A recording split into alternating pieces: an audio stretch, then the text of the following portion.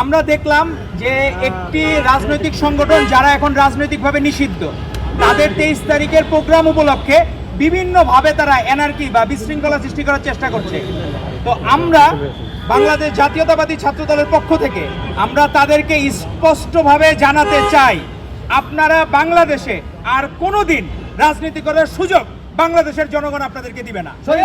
দালালেরা হুঁশিয়ার সাবধান, হুঁশিয়ার সাবধান, স্বৈরাচারের দালালেরা, আওয়ামী লীগের দালালেরা হুঁশিয়ার সাবধান, হুঁশিয়ার সাবধান, আওয়ামী লীগের দালালেরা।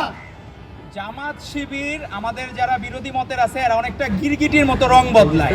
আমরা আমাদের ভাইদেরকে দেখলাম মহাখালীতে একটা ছাত্রলীগ নিষিদ্ধ সংগঠনের মিছিল হইল, সেই কনস্টিটিউশনের এমপি হচ্ছে জামায়াত ইসলামী। তো একটা জায়গায় একটা প্রোগ্রাম আয়োজন করতে তো তারা অনেক দিন সময় লাগে, কেন তারা জামাতে ইসলামীর যেসব জায়গায় এমপি আছে তারা স্পষ্টভাবে সেই জায়গাগুলোকেই বেছে নিচ্ছে? স্বৈরাচার আর রাজাকার মিলেমিশে একাকার, স্বৈরাচার আর রাজাকার, স্বৈরাচার আর রাজাকার মিলেমিশে একাকার। আপনারা দেখছেন সবাই কি বলতেছে, স্বৈরাচার আর রাজাকার মিলেমিশে একাকার। এখন কেন এটা বলতেছে?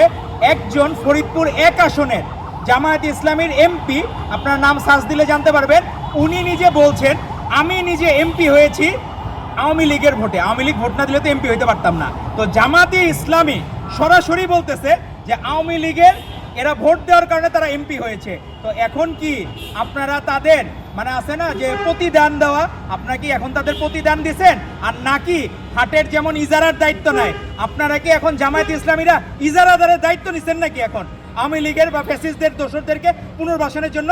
এটা বাংলাদেশের মানুষ এখন জানতে চায় আপনাদের কাছে।